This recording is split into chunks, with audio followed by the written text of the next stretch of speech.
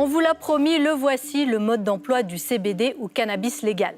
En effet, la loi est claire, si le cannabis contient plus de 1% de THC, la substance qui rend stone, il est illégal. Donc, par déduction, les producteurs de cannabis se sont dit que si un plant contient moins de 1% de THC, il est OK. Logique.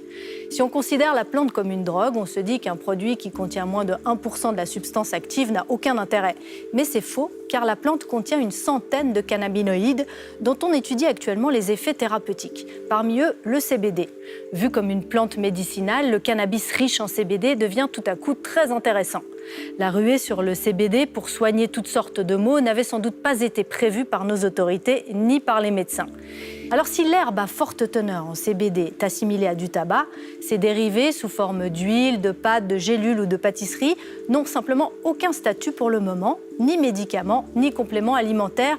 Personne ne sait dans quelle catégorie les ranger. Qu'importe, car la question ce soir, c'est est-ce que ça fait effet?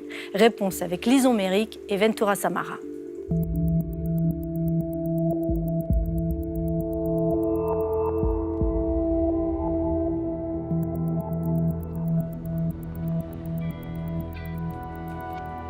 C'est extrêmement dur actuellement à pouvoir gagner sa vie en faisant que de la restauration de meubles. Je faisais mon métier, je le fais presque plus parce qu'il n'y a plus de travail, quoi. Dans une zone industrielle genevoise, cachée au fond d'un atelier d'ébénisterie et installée sous des lampes qui imitent parfaitement la lumière du soleil, ces plantes de cannabis n'ont rien de clandestin. On va les arroser d'ici ce soir, on va être obligé. Il y a quelques-unes qui sont lourdes et quelques-unes qui sont très légères. Une belle récolte. Ouais. Je cultive du cannabis pour le CBD. Le cannabis légal, ce qu'on appelle actuellement, ce qui se vend actuellement sur le marché, et pas le THC qui est vendu au noir, quoi. À l'œil, rien ne distingue une plante de cannabis légale d'une illégale. La différence est dans la loi. En Suisse, le cannabis est interdit s'il contient plus de 1% de THC, la substance qui en fait une drogue. La loi ne dit rien des plantes qui contiennent moins de 1% de THC. Le THC, c'est la molécule psychoactive du cannabis. Mais la plante contient 60 autres cannabinoïdes, parmi eux le CBD ou cannabidiol, auquel on prête des vertus médicinales. Par hybridation, on peut sélectionner des plantes de cannabis qui sont à la fois pauvres en THC et riches en CBD. Alors le THC, le plus haut que je suis monté, c'est à 0,97. On est presque arrivé dans le 1. Et le plus haut en CBD, c'est 21,6. Un cannabis qui remplit les conditions pour être commercialisé dans une de ces boutiques de CBD qui ont fleuri dans les villes suisses. Avec un look convivial et rassurant, elle se démarque de l'univers du deal de rue. Notre produit phare, c'est la Geneva Aid, donc, qui est cultivée ici à Genève. Le prix est de 14 francs le gramme. C'est très élevé en CBD. Des produits très surveillés. Pour chaque lot, l'Office fédéral de la santé publique exige l'analyse des substances que la plante contient. Et nous, on les fait de toute façon pour être sûr que notre produit ne contienne pas plus de 1% de THC, sinon, bien sûr, ça serait du stupéfiant. Bien sûr, ça, ce sont des laboratoires qui sont certifiés par l'État et qui nous permettent de garantir le produit que nous avons. Dans le marché noir, on est entre, on va dire, en moyenne à 25% de THC, donc c'est extrêmement fort. Donc les gens ne le supportent plus, donc ils viennent chez nous pour pouvoir fumer leurs joints sans avoir les effets psychoactifs, et du coup, ça leur plaît. Et après, on a l'autre partie des personnes qui viennent là pour un côté, on va dire, thérapeutique, donc qui sont plus à la recherche de tout ce qui est huile et comestible, pour justement soigner des douleurs ou des problèmes de sommeil, ou tout simplement pour se décontracter, parce que c'est des gens très stressés.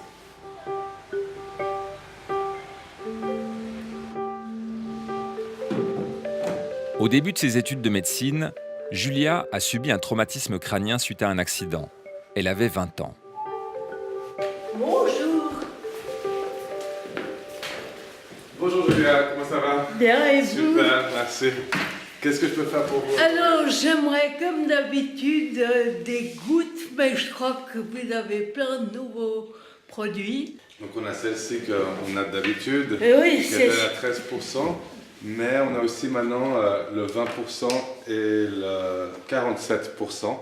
Celle-là 16%. que j'ai l'habitude. Voilà, elle marche bien, elle fonctionne bien Ouais, comme tu me l'as ouais. dit. Donc maintenant, continue là-dessus. Les cookies, Voilà, alors c'est maintenant, infect ou pas trop? Non, alors justement, l'avantage des cookies et des chocolats, c'est que dedans, il n'y a pas le goût de cannabis. Voilà, ça fait un total de 144 francs, s'il te plaît. On pensait effectivement qu'au début, on allait quand même avoir une clientèle relativement jeune. Et en fait, ce n'est pas du tout le cas. Nous visons là, actuellement une clientèle qui se situe entre 35 et 80 ans. Malgré l'accident, Julia a terminé ses études et s'est spécialisée en rééducation. Elle porte un double regard sur les effets du CBD, celui du médecin et de la patiente. Elle a tenu à nous montrer le temps que lui prennent les moindres gestes du quotidien.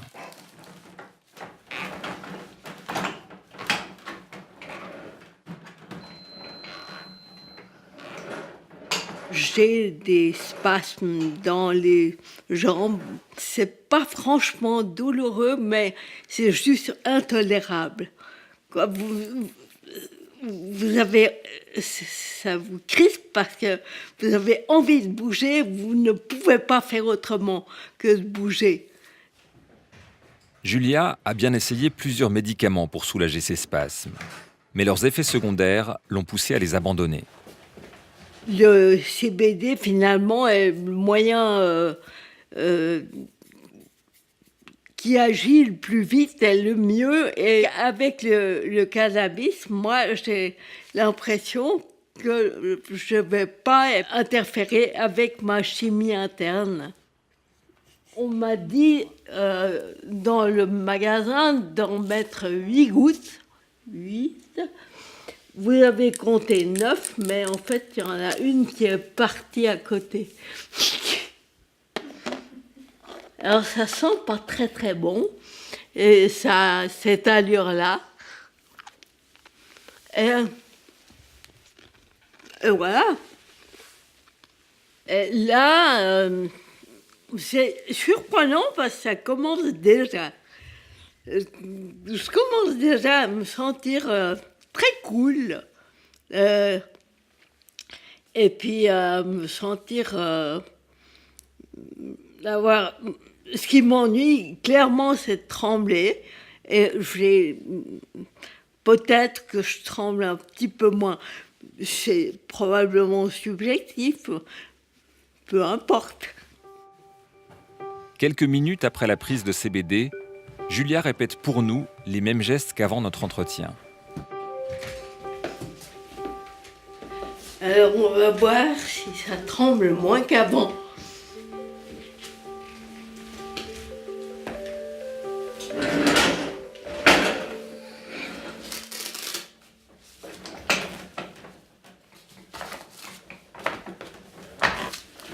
Moi j'ai l'impression que c'est beaucoup plus facile. On ne l'a pas chronométré, mais je crois qu'il n'y a pas photo. Des vidéos de guérison miraculeuse grâce au cannabis, on en trouve par dizaines sur Internet. Mais même si on prête toutes les vertus au CBD, les études scientifiques sérieuses manquent cruellement à son propos. À l'enthousiasme des patients répond souvent l'embarras des médecins, y compris celui de la docteure Barbara Broers, pourtant ardente défenseuse de l'usage médical du cannabis. Avec la recherche actuelle qu'il y a sur le sujet, je ne vais jamais recommander d'utiliser cette substance parce qu'on n'a pas assez de données à long terme, ni sur les interactions, ni sur le dosage exact qu'on doit proposer. Toutefois, je peux discuter avec les patients de c'est quoi le CBD, c'est quoi les cannabinoïdes et pourquoi, oui ou non, ça pourrait éventuellement aider dans leur situation spécifique. Ce qu'on sait actuellement, c'est que le CBD a certains effets, peut-être contre l'anxiété, dans le domaine immunitaire, dans le domaine oncologique, dans le domaine de l'épilepsie, voilà. Et qu'il y a le THC qui a des effets pour des nausées et des vomissements et pour des contractions musculaires. Et Pour certaines personnes qui tolèrent mal les traitements standards, des médicaments à base de cannabinoïdes peuvent vraiment être des médicaments intéressants. Depuis une vingtaine d'années, on découvre que notre corps produit des substances très similaires aux molécules actives du cannabis. C'est ce que l'on appelle le système endocannabinoïde. Cette équipe de chercheurs l'étudie pour comprendre le rôle qu'il joue dans le cerveau et le système nerveux. Les cannabinoïdes produits par notre corps proviennent d'acides gras, mais leurs effets sont très similaires. Si ce n'est que le THC prend beaucoup plus longtemps à être éliminé par le corps. L'effet de nos propres cannabinoïdes s'installe très rapidement et disparaît tout aussi rapidement. Mais c'est vrai, tous les tissus de notre corps produisent des endocannabinoïdes. Le système endocannabinoïde est impliqué dans de nombreux processus. Pour résumer, on pourrait le qualifier de mécanisme anti-stress du corps. Chaque fois que vous êtes stressé, et pas uniquement sur le plan cognitif, il peut s'agir de stress inflammatoire ou de stress oxydatif, ce système s'active et sa mission consiste à rétablir un équilibre corporel qu'on appelle l'homéostasie. Le système endocannabinoïde explique probablement l'effet que le cannabis produit sur le corps humain.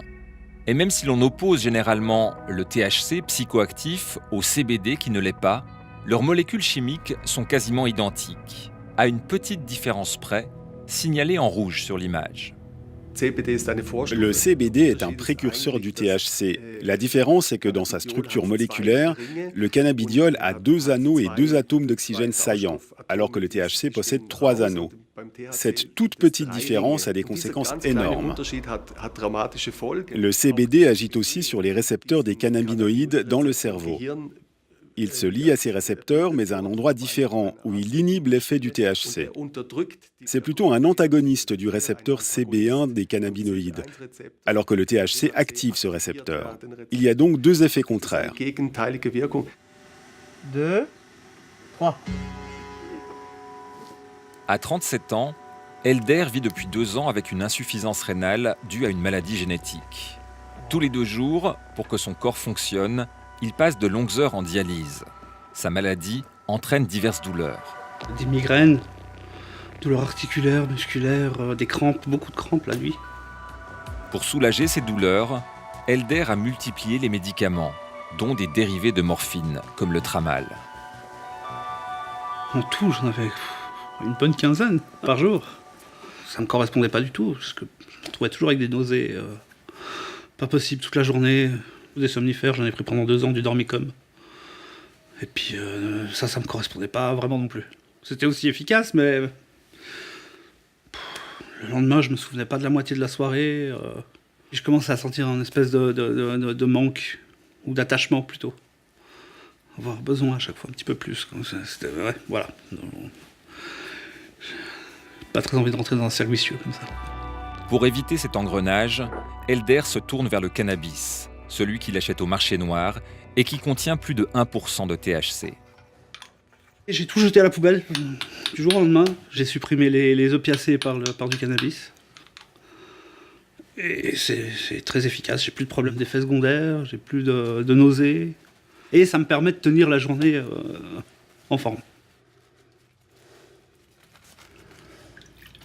C'est ça mon petit rituel, je me fais ma petite tisane. Et je la sirote devant la télé comme une tisane normale. Et voilà, je regarde un film, puis une fois que j'ai sommeil, je vais me coucher. Et je dors comme un bébé. Elder n'a pas caché sa consommation de cannabis à ses médecins traitants. 1, 2, 3, 4, 5, 6, 7, 12... Ceux-ci lui proposent de remplacer son herbe de contrebande par la version médicale du cannabis, délivrée sur ordonnance avec une autorisation spéciale de l'OFSP et de son assurance maladie. Voilà, il est dosé à 11 mg de THC et 24 de CBD. Je dois prendre 25 gouttes le soir à la place de la tisane. Ça se passe comment ? Alors pour le moment, c'est encore assez nouveau. Je n'arrive pas vraiment à me faire encore un avis. C'est assez différent du cannabis normal. C'est moins fort. et j'ai pas cet effet somnifère. Ça, c'est dommage. À part ça, pour les douleurs, c'est vraiment... Ça marche très très bien. Puis c'est un produit qui peut se prendre aussi la journée parce qu'il n'y a pas vraiment d'effet psychotrope. Dans une vallée bucolique du canton de Berne, la petite ville de Langnau est aussi la capitale suisse du cannabis médical. C'est dans cette pharmacie que Manfred Fankhauser prépare la plupart des prescriptions de cannabis sur ordonnance délivrées en Suisse. Il propose plusieurs formes. Du THC pur, appelé dronabinol, du CBD pur, ou encore des extraits de cannabis tirés de la plante elle-même qui combinent les deux substances. Un marché en pleine expansion. Cela a fortement augmenté au cours des dernières années. En une année, le nombre de patients a presque doublé. On a constaté une augmentation énorme pour presque tous les produits. Le dronabinol, le CBD, la teinture, l'huile, toutes les préparations. Précédemment, l'initiative venait pratiquement toujours du patient. Le patient allait trouver son médecin qui lui répondait « Je ne connais pas ce produit, je ne sais même pas si c'est autorisé ». Ces dernières années, la connaissance en la matière des médecins a nettement augmenté.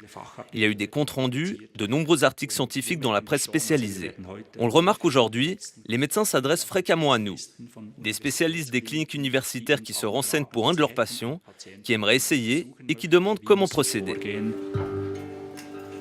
Des spécialistes qui répondent à la demande de leurs patients, mais qui restent toutefois prudents.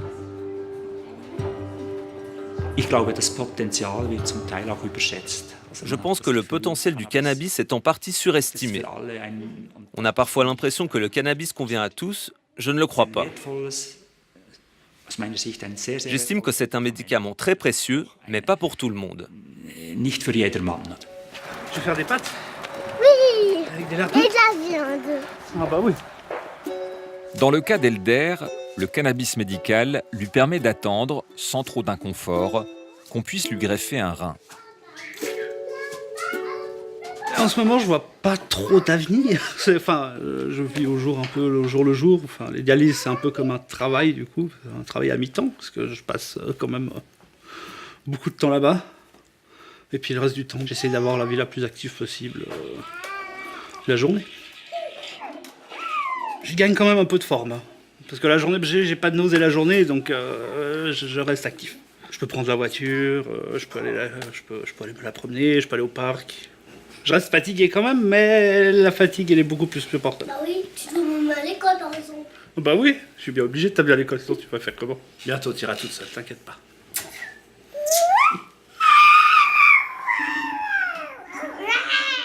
Elle peut parler, elle aussi. Le cannabis thérapeutique jouit d'une image très positive, parce qu'on y voit un produit naturel qui est jugé à la fois efficace et inoffensif, contrairement aux médicaments dont on se méfie de plus en plus. Cet engouement oblige les médecins à passer outre les lacunes des études scientifiques. La base scientifique, elle va toujours nous manquer. Même pour des médicaments qu'on croit très bien connaître, on découvre des mécanismes, on découvre des effets secondaires tardivement. Donc le fait de manquer complètement de base scientifique pour le CBD, c'est pas un argument qui est suffisant. L'expérience des autres, d'avoir au moins des études rétrospectives ou des collections de patients, c'est déjà utile pour aider à trouver et à guider le patient dans sa thérapie. Guider le patient, c'est l'attitude pragmatique qu'a choisi d'adopter ce spécialiste de la maladie de Crohn. Une inflammation auto-immune des intestins qu'on ne sait pas guérir, mais que le CBD semble capable de soulager. Il y a pas mal de littérature qui sort actuellement, il y a différents effets qui se superposent. On pense quand même de plus en plus sérieusement que le CBD qui est dans le cannabis a un effet anti-inflammatoire vrai. On l'a montré dans des modèles animaux où on peut calmer l'inflammation, dans des modèles d'arthrite, dans des modèles d'autres inflammations. Mais c'est aussi antalgique, ça diminue les douleurs, qui est quand même un symptôme cardinal de la maladie. En plus de ça, ça diminue la motricité du transit. Donc une autre caractéristique de la maladie, qui sont les diarrhées, peuvent être améliorées par un effet pharmacologique sur le transit. Cette patiente du docteur Michetti a pris l'initiative de se soigner avec du CBD. Vous avez tenu à faire ce témoignage à visage caché. Qu'est-ce que vous craignez en disant que vous utilisez du cannabis thérapeutique ? De ne pas être prise au sérieux par la suite par rapport à mon travail et d'être vue simplement comme une toxicomane au lieu d'être vue comme quelqu'un de malade et qui se soigne. Nora tient à travailler malgré sa maladie de Crohn. Les dérivés de morphine l'empêchaient de le faire, alors qu'avec du CBD, elle garde toute sa capacité de concentration. Alors ça m'enlève pas complètement les douleurs, mais ça va m'aider à les supporter. Vous en prenez à quelle fréquence ? Quand j'ai mal, ça va dépendre si je suis au travail ou pas. Quand je travaille, je vais pas pouvoir fumer, donc je vais le prendre plutôt en huile, sous forme de gouttes, directement dans la bouche. Et puis quand je ne travaille pas à la maison, ça sera sous forme de joint. Est-ce que vous voyez une différence sur votre maladie de Crohn ? Oui, parce que je ne vomis plus au jour d'aujourd'hui, alors qu'avant je vomissais tous les matins. J'avais énormément de diarrhée que je n'ai plus au jour d'aujourd'hui, ça devient épisodique. Et là, le médecin qui vous suit pour la maladie de Crohn, lui aussi, il vous conseillait de prendre du CBD ? Il m'a dit, ça marche, alors continuez. Outre le CBD, un médicament immunosuppresseur appelé anti-TNF stabilise la maladie de Crohn de Nora. Mais l'effet d'une injection de ce produit ne la soulage pas assez longtemps. On avait déjà fait, je dirais, 90% du chemin avec les anti-TNF. Mais on plafonnait un peu avec ses traitements. Et finalement, elle a trouvé là une marge qui lui permettait de récupérer son confort de vie, sa capacité de travail pleine, sa capacité de loisir. Et finalement, l'usage du CBD nous a fait le dernier 10% qui nous manquait pour qu'elle soit bien. Quand vous avez une maladie chronique, il y a une autre motivation un peu plus profonde. C'est quelque chose que vous pouvez faire vous-même. Plus les médicaments deviennent techniques, plus vous êtes dépendant du docteur, plus vous êtes un objet et plus un sujet. Et il y a ce besoin aussi des patients de reprendre une dimension de contrôle sur ce qui leur arrive, sur ce qu'ils ingèrent. Et je crois que c'est utile aussi de leur laisser cette dimension.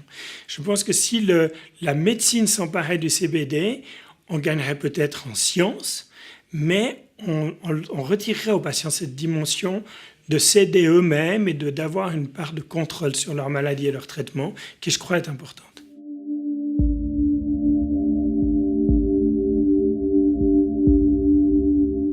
Difficile donc de savoir si on parle d'une mode, d'un placebo ou d'une plante médicinale aux effets biologiques que l'on peut mesurer si on prenait la peine de le faire. Mais il n'existe pour l'instant aucune étude scientifique sur les effets à long terme du CBD, ce qui n'empêche pas ceux qui en ressentent le besoin de le tester.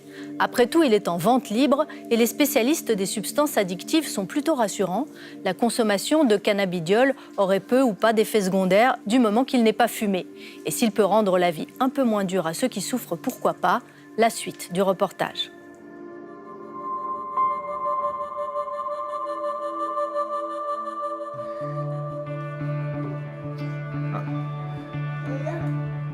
Tu te souvenais qu'on allait venir te voir aujourd'hui ? Oui. Est-ce que tu nous as préparé quelque chose que tu voulais nous montrer ? Et c'est quoi ? Des photos. Le handicap d'Arnaud est dû à une infection in utero qui a provoqué une naissance prématurée. Et depuis la fin de sa première année, il fait régulièrement de violentes crises d'épilepsie. Quand il était petit, elles étaient pas très fréquentes, mais par contre très impressionnantes, très longues. On a vraiment eu des crises de quasiment 1 heure, donc qui nécessitaient à chaque fois une hospitalisation, soins intensifs. Par la suite, elles sont devenues plus fréquentes, plus courtes. Et puis ce qu'on a découvert finalement assez tard, c'est qu'il faisait aussi beaucoup d'épisodes épileptiques la nuit, ce qui l'empêchait de dormir. Malgré l'essai de plusieurs traitements, qui sont parfois difficiles à administrer, l'épilepsie d'Arnaud continuait à résister aux médicaments. Un souvenir qui s'appelait le Zarontin, c'était un sirop, mais c'était tellement affreux que... Dégueu. Ouais, c'était dégueu. Hein? Comme les antiépileptiques n'agissaient pas sur l'épilepsie d'Arnaud, ses parents demandent au neurologue d'essayer un traitement moins orthodoxe, le CBD. C'était encore un peu tôt dans le sens où il n'y avait pas de recul, pas assez de littérature scientifique, donc les médecins n'étaient pas enclin à nous le prescrire. Et puis c'est en 2016, le neurologue qui le suit, il a été d'accord en fait de prescrire le CBD. C'est vraiment au cas par cas.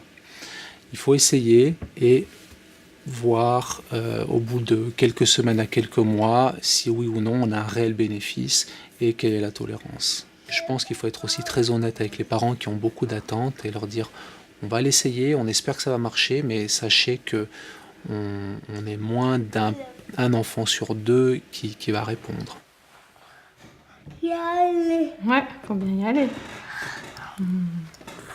Après 6 mois, je commençais à désespérer un petit peu en me disant bon, peut-être qu'effectivement ça marchera pas. Donc on était un peu dans le doute. Mais je dois dire aussi ce qui nous a incité à continuer, c'est qu'on a quand même vu un effet sur sa spasticité. Il a une rigidité des membres, il est assez spastique et puis il était sous baclofène contre la spasticité et puis en fait on s'est débarrassé en fait du baclofène et la situation s'était pas du tout empirée, voire plutôt améliorée au niveau de la possibilité de détente musculaire. Finalement, presque 9 mois après l'introduction du CBD, la famille d'Arnaud constate enfin une amélioration de son épilepsie. Depuis, en fait, Arnaud fait plus du tout de crise durant la journée. Ses nuits se sont nettement améliorées aussi.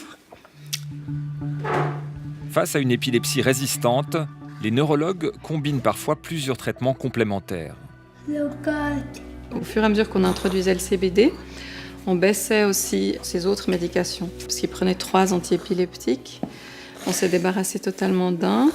Et puis les autres, on les a diminués drastiquement, vraiment de moitié. Donc il y avait une bonne combinaison entre le CBD et puis les autres médicaments. L'huile de CBD prescrite à Arnaud est minutieusement fabriquée par la pharmacie de Langnau. Nous devons pouvoir démontrer que notre produit à base de CBD est très pur et qu'il correspond à une qualité pharmaceutique. Ce n'est pas simple à réaliser. Nous devons être en mesure de fournir un certificat d'analyse de pureté. On peut attester que notre produit est pur et on peut être certain à 100% qu'il ne contient pas de substances polluées ou impures. Clique sur le mot où tu vois la lettre A. Bravo. Donc vous diriez qu'il a une meilleure qualité de vie, quelque chose comme ça? Ouais, je pense que ça c'est assez juste, ouais. Oui. T'es d'accord avec moi? Tu trouves que tu as une meilleure qualité de vie? Ouais. C'est bon. C'est bon? Ce que j'espère pour lui, c'est qu'il puisse avoir un maximum d'autonomie, qu'il puisse trouver du plaisir dans des tâches qu'il aime faire. Il est à l'école, donc il apprend à lire, à écrire. Après, son futur, ça reste un grand point d'interrogation.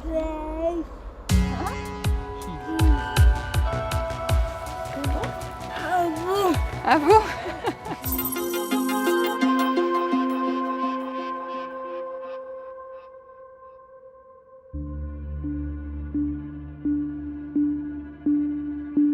Les parents d'Arnaud ont trouvé avec le CBD un moyen de soulager leur fils et de diminuer les médicaments antiépileptiques qui, eux, ont des effets secondaires avérés.